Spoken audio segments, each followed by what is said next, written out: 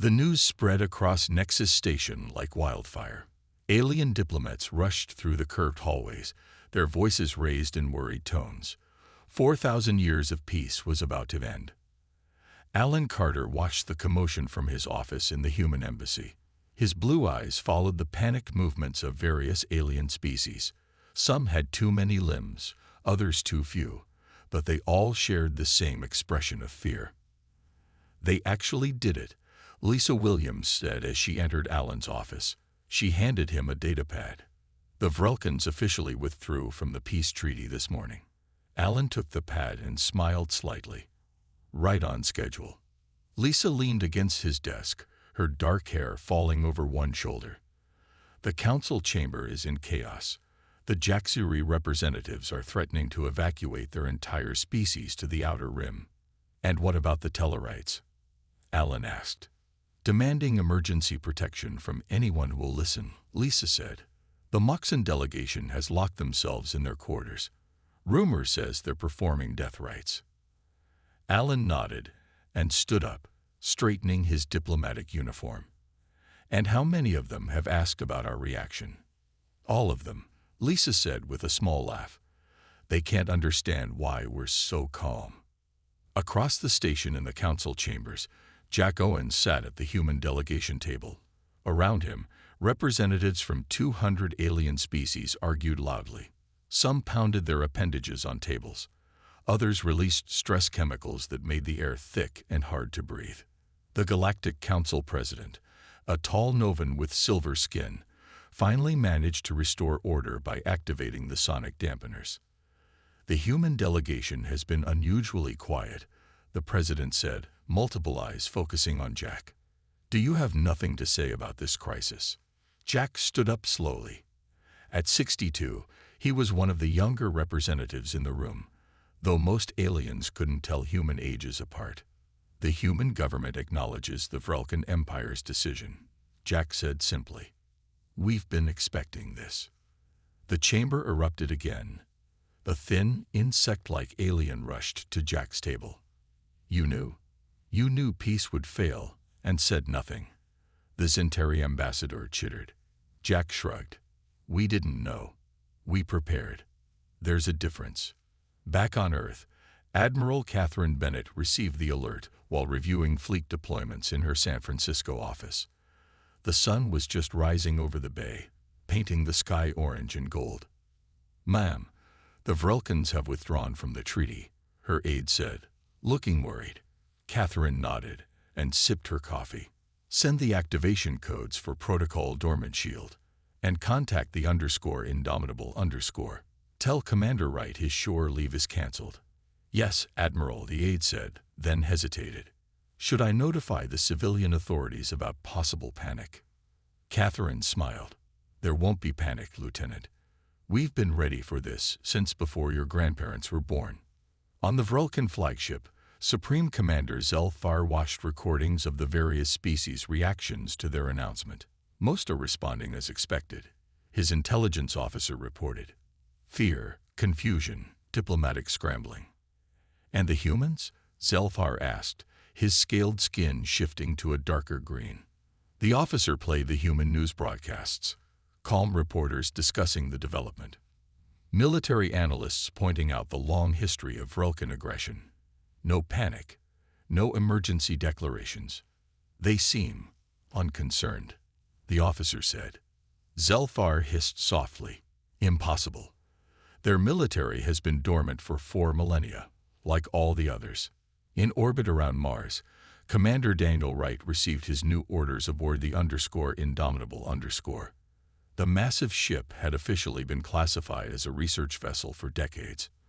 Now, armored panels slid away from hidden weapon systems as the crew efficiently prepared for combat deployment. "Set course for the new Terra colony," Daniel ordered. "Maximum speed."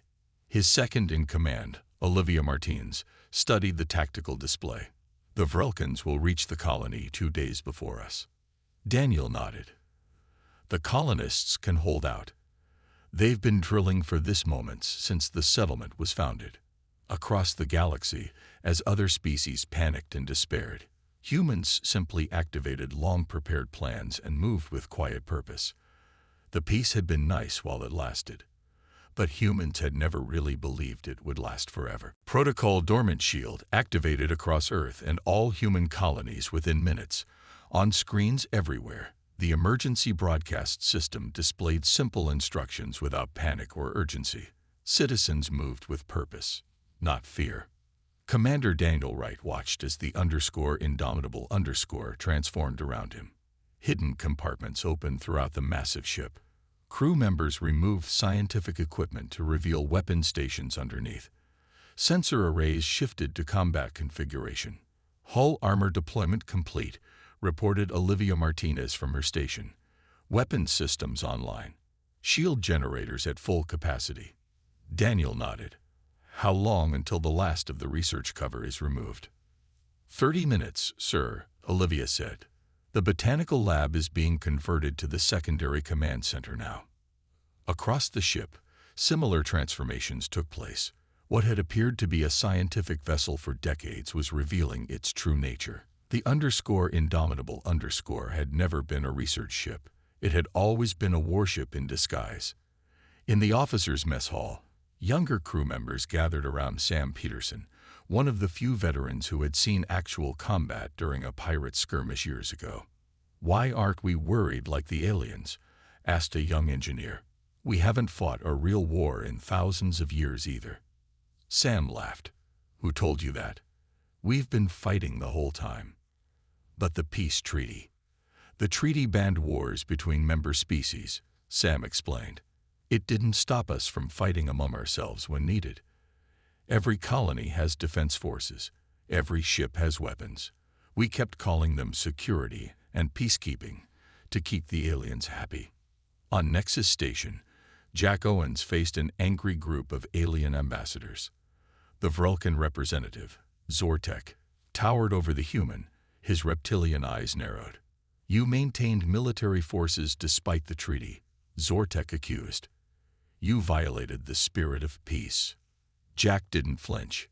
"We maintained the ability to defend ourselves." "There's a difference." "All species agreed to full disarmament," hissed the Vrelkan. "No," Jack said calmly. "All species agreed to cease aggressive military action.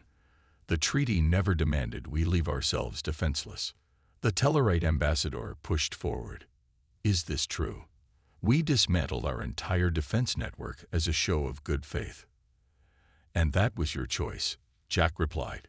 "Humans believe in peace. We just don't confuse peace with carelessness." In her office on Earth, Admiral Bennett reviewed the incoming reports. 3 border worlds had already come under Vrelkan attack.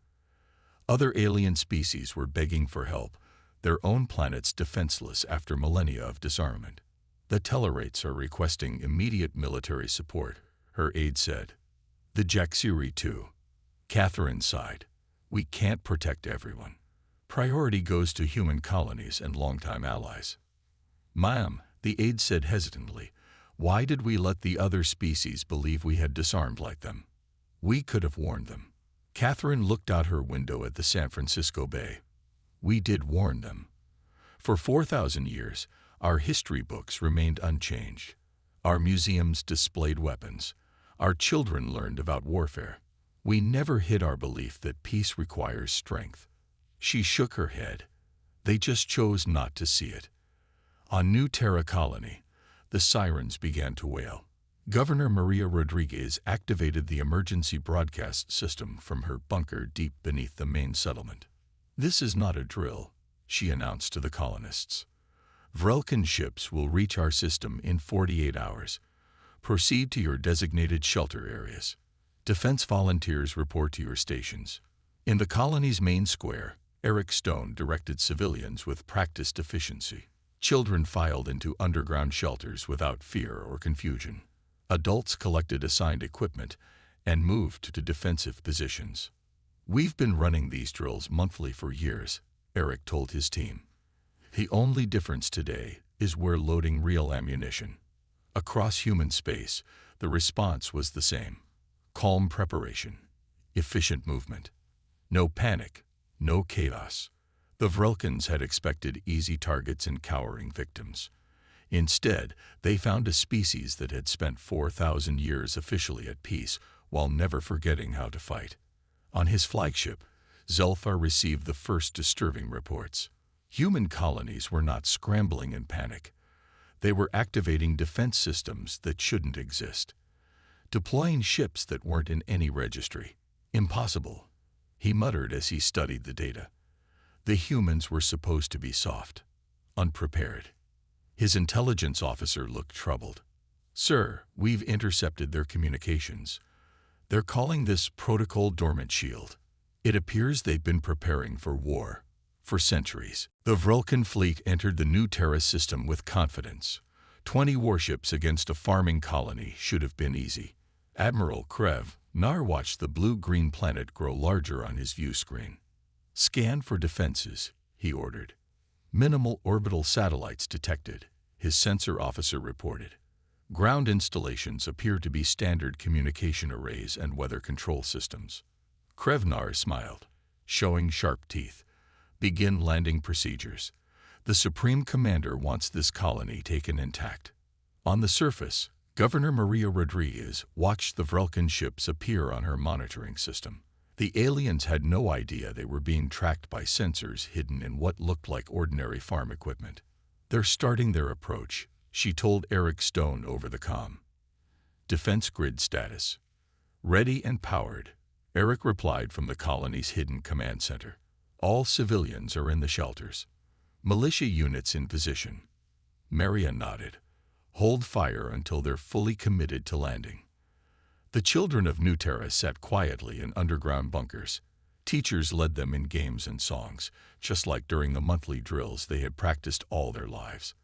The only difference was that today's drill was real.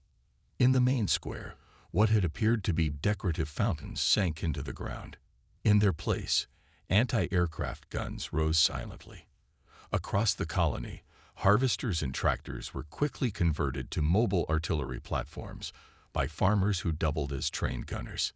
The first Vrelkin shuttles entered the atmosphere, expecting no resistance. They were halfway to the surface when Maria gave the order. "All units, weapons free." The sky lit up with defensive fire. 3 Vrelkin shuttles exploded immediately.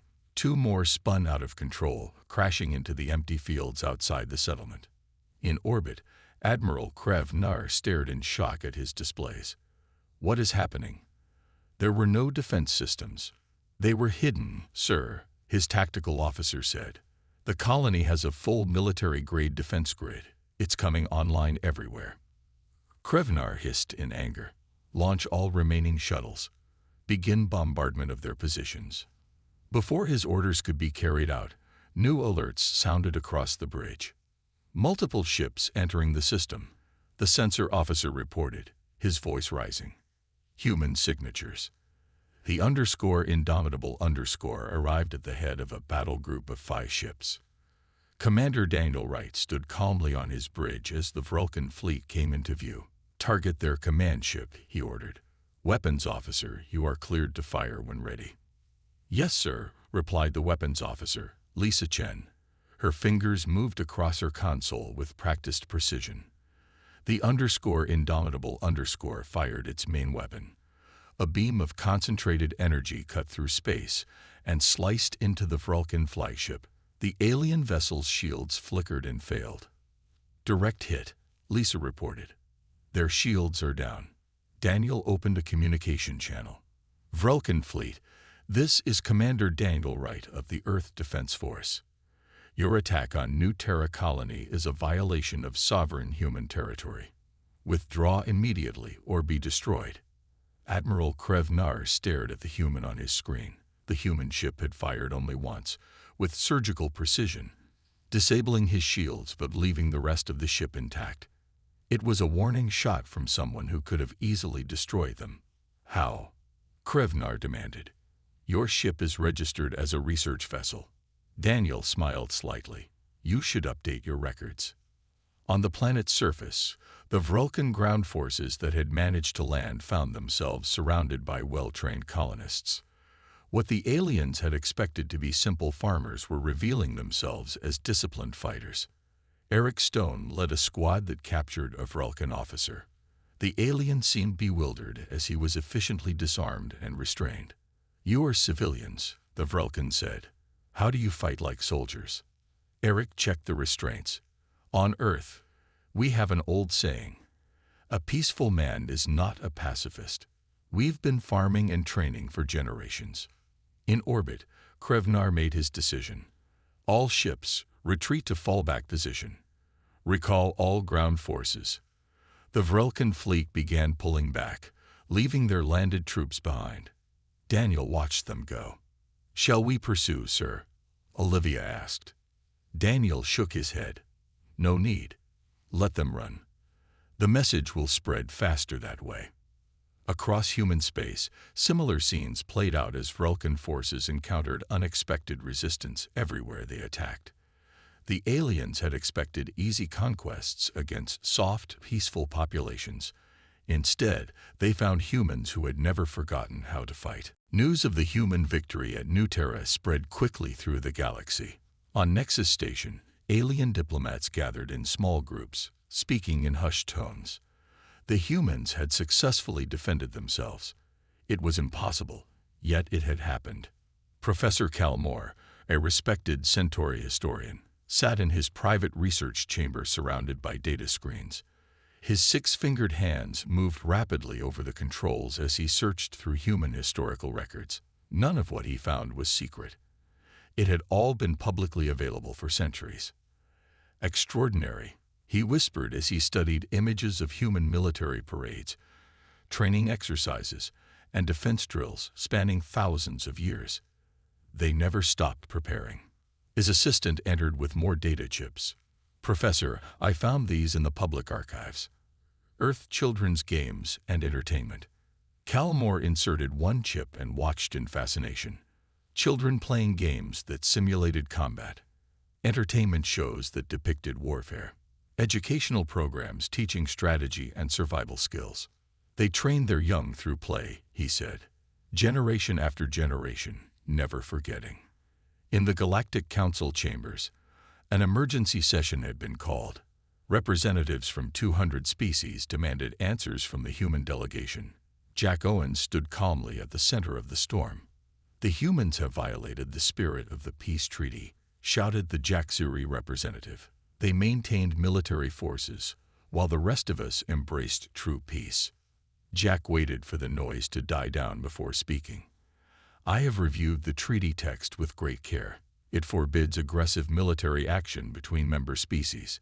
It encourages disarmament, but nowhere does it require any species to leave themselves defenseless." "You deceived us," cried the Moxan diplomat. "No," Jack said firmly. "We disagreed with you. There's a difference. Humans believe peace is precious precisely because it is fragile. We maintain the ability to defend ourselves while hoping we would never need it." The Tellarite representative, whose people had suffered attacks on two worlds, stepped forward. "Why did you not warn us that the Vrelkans still had military capability?" "We did," Jack replied.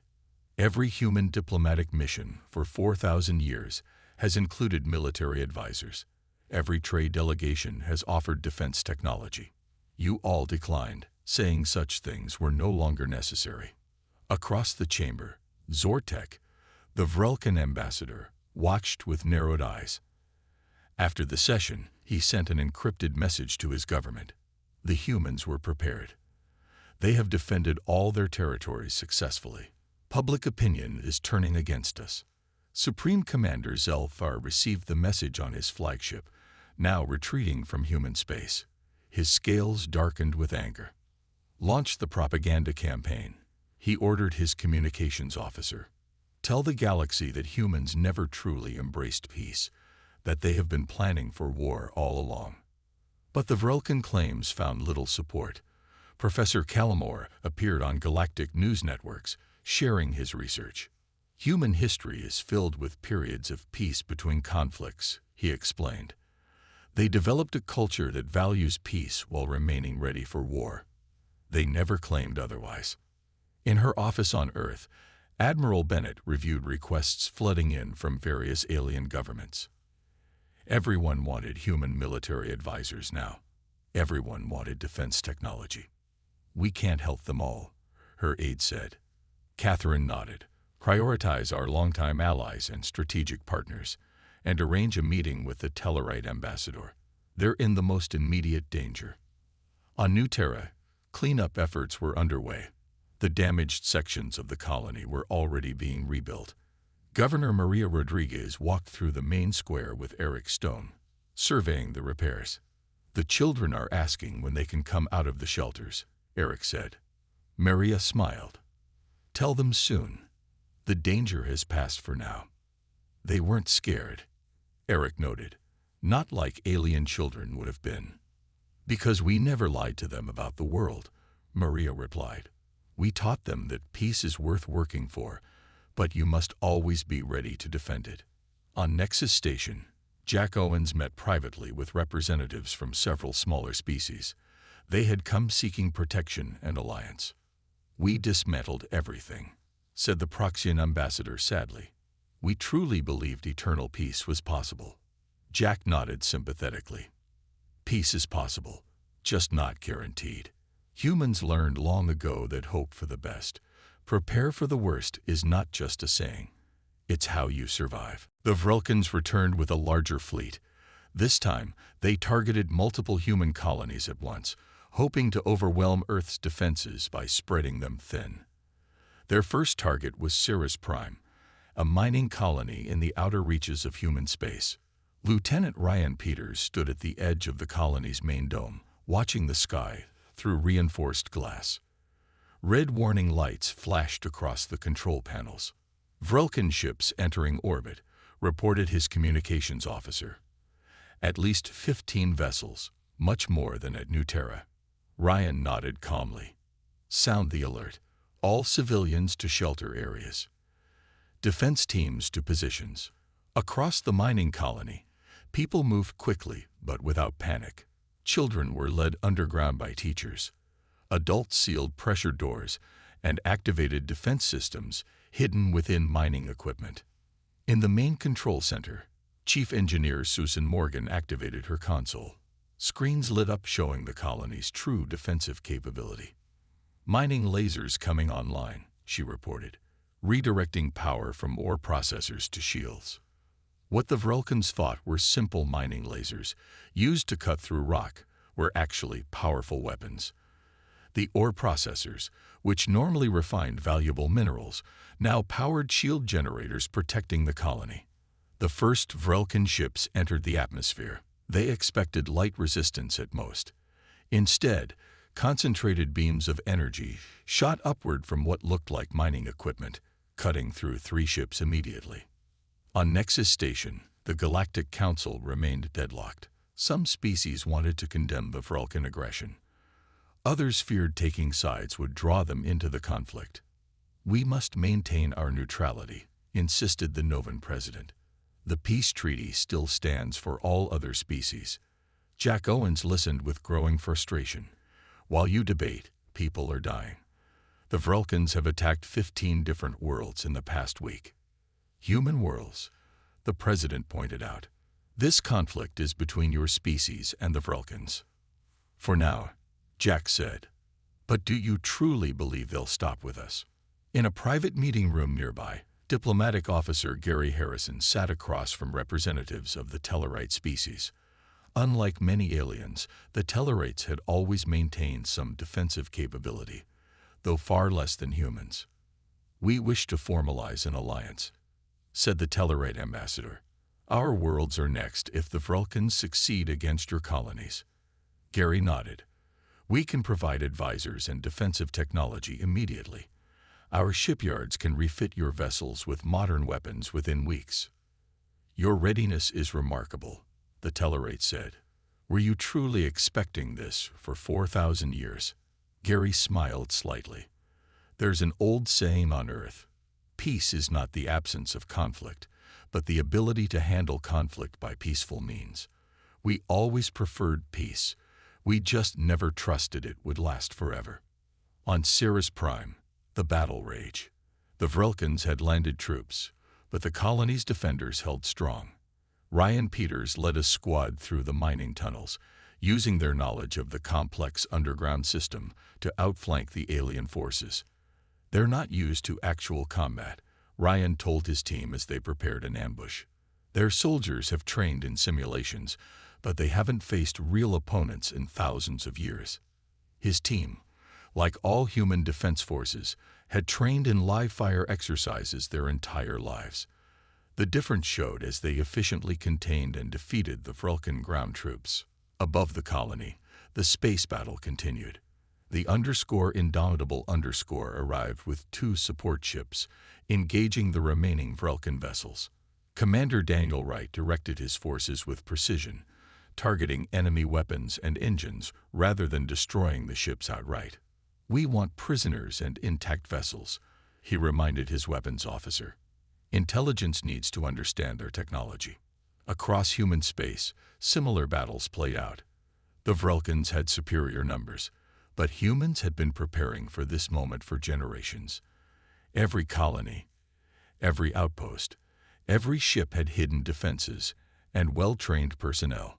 On his flagship, Supreme Commander Zelfar received increasingly desperate reports from his forces.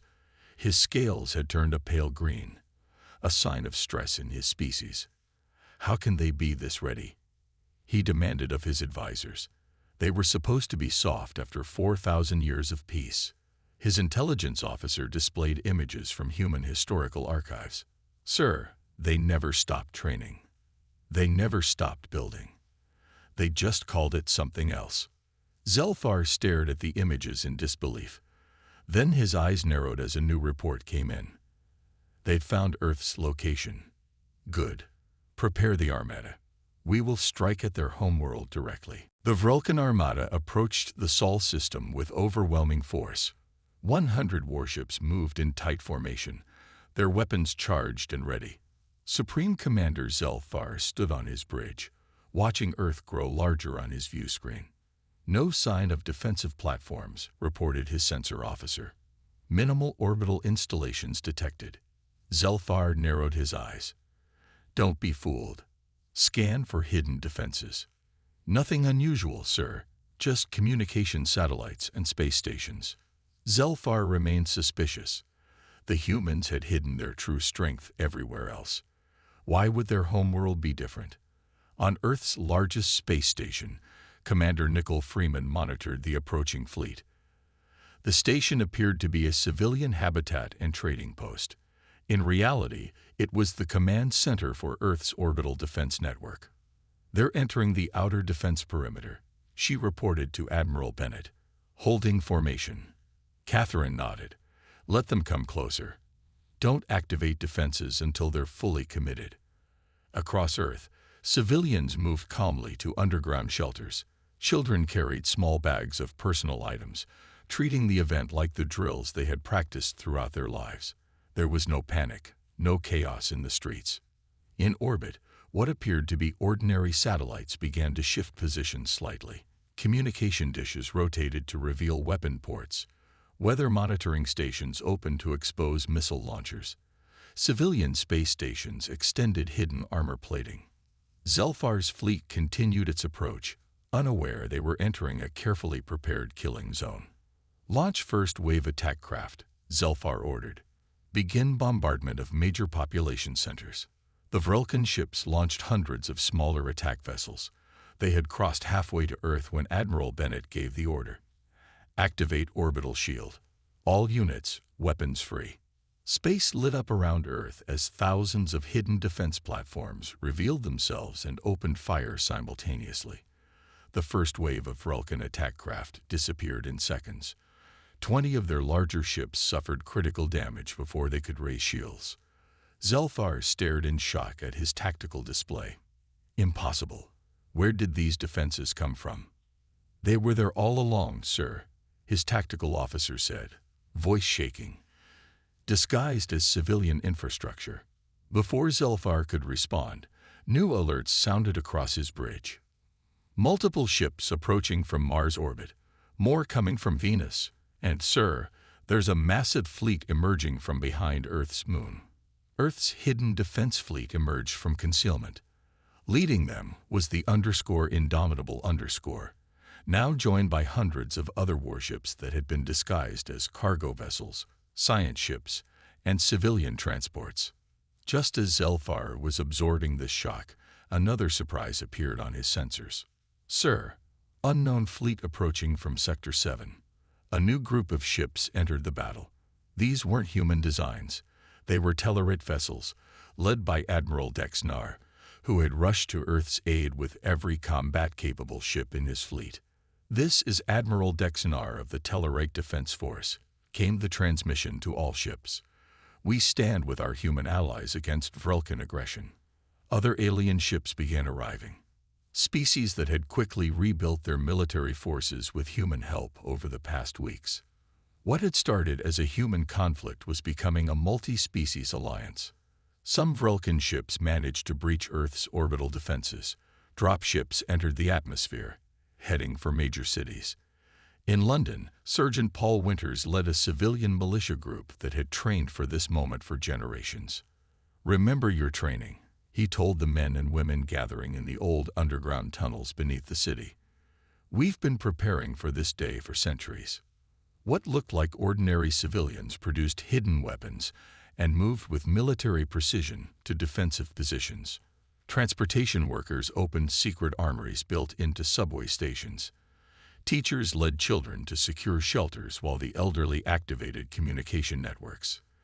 The first Vrelkan troops landed expecting to terrorize helpless civilians. Instead, they found organized resistance from people who had been training for this moment their entire lives. On his flagship, now under heavy attack, Zelfar watched his invasion crumble. Human defenses were everywhere, hidden in plain sight for generations. And now other species were joining them, forming a united front against his forces.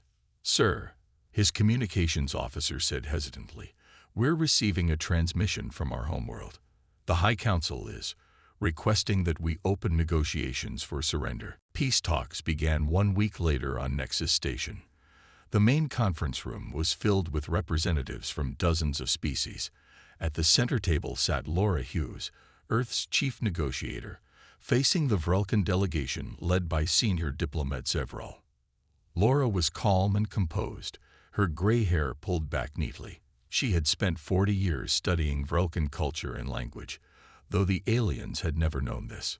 Zevral began with formal greetings in the standard galactic language. Laura surprised him by responding in perfect High Vrelkan, using noble dialect forms that only the most educated of his species would know. "Your accent is flawless," Zevral said, unable to hide his shock. "How did you learn our ceremonial language? It is not taught to outsiders." Laura smiled slightly. "Humans have been studying all species in the galaxy for 4,000 years. We believe that understanding each other was the best path to maintaining peace." The negotiations continued, with Laura demonstrating deep knowledge of Vrelkan customs and history. She knew when to speak firmly and when to offer respect according to their traditions. Meanwhile, far from the peace talks, a small human ship approached the Vrelkan homeworld. Aboard was Captain Frank Donovan and a team of 6 special operatives. Their mission was not to attack, but to gather intelligence. "Approaching the outer security perimeter," said the pilot. Activating stealth systems. The ship, designed to appear as space debris on sensors, slipped past the Vrelkan defenses. Frank studied the planet below through specialized scanning equipment. "Look at these readings," he said to his team. "Their agricultural zones are failing. Industrial output is down 70% from 50 years ago." His science officer nodded. "Their population has been declining for centuries. Resource depletion across their core worlds.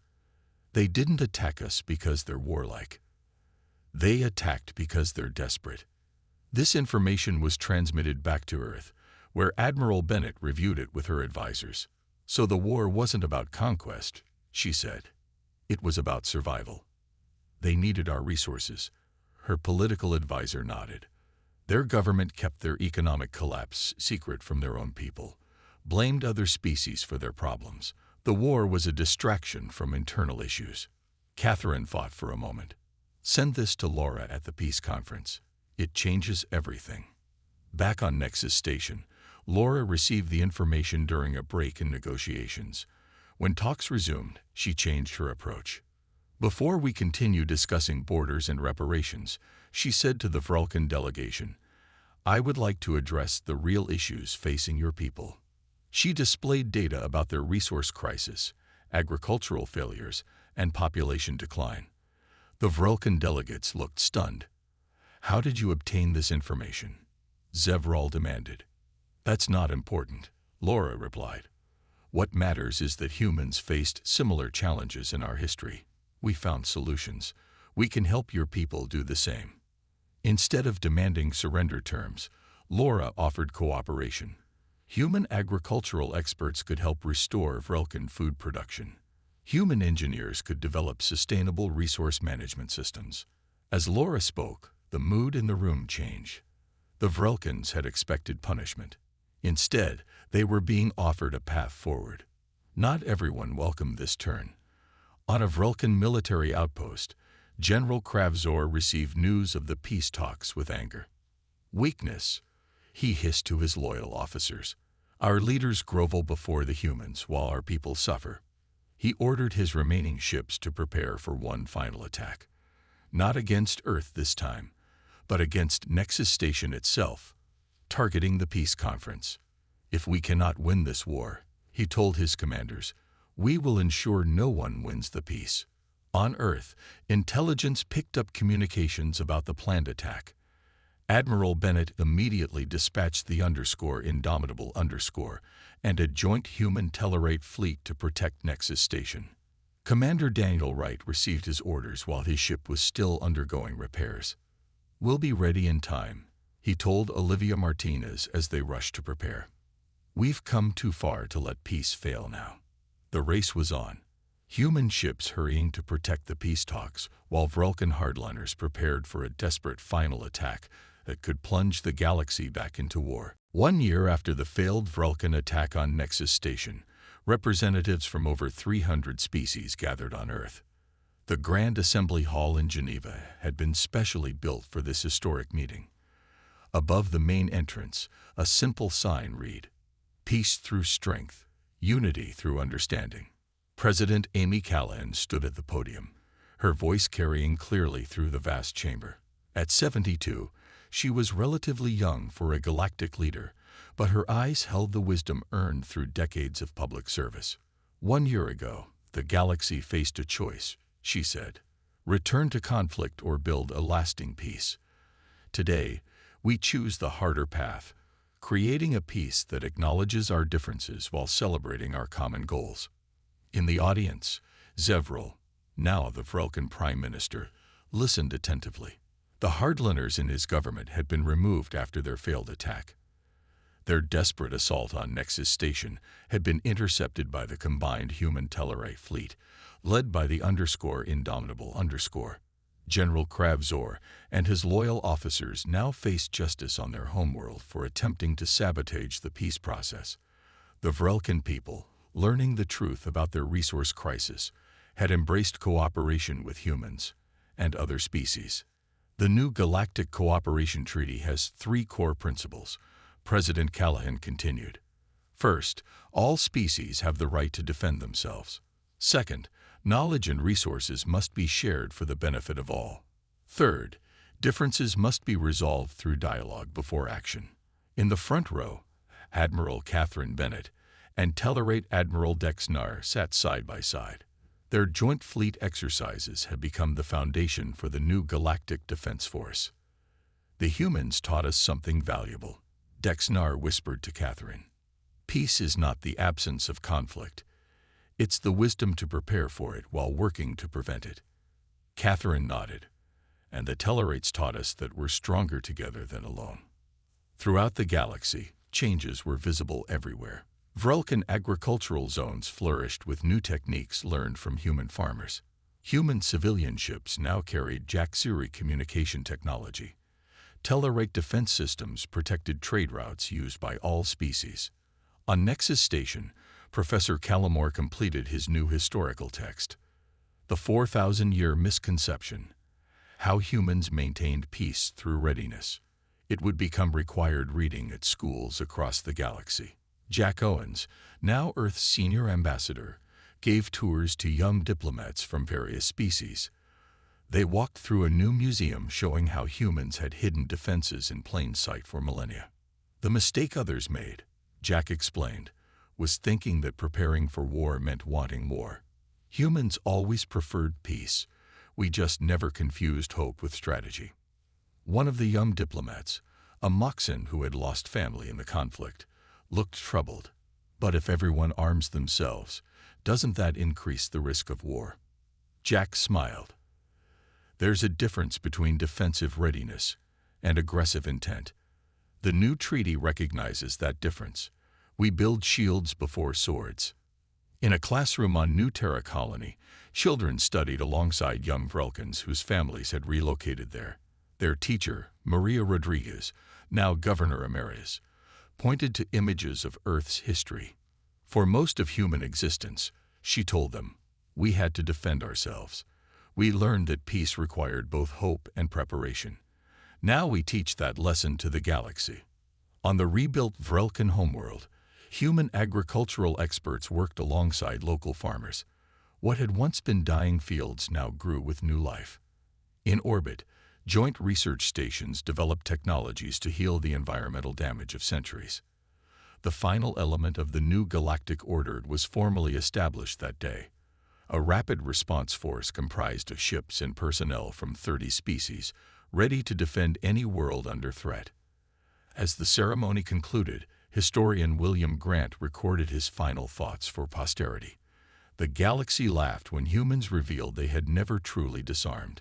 Today, they thank us for it. The lesson is clear: peace through strength, not through ignorance. Ready for war, but devoted to peace. That is humanity's gift to the stars. Admiral Bennett watched the new joint fleet perform exercises near Jupiter. Beside her, Admiral Dexnar marveled at the precision of the maneuvers. Your people seem almost happy when facing danger, Dexnar observed. Why is that? Bennett smiled. We laugh in the face of danger not because we don't fear it, but because we've always been ready for it.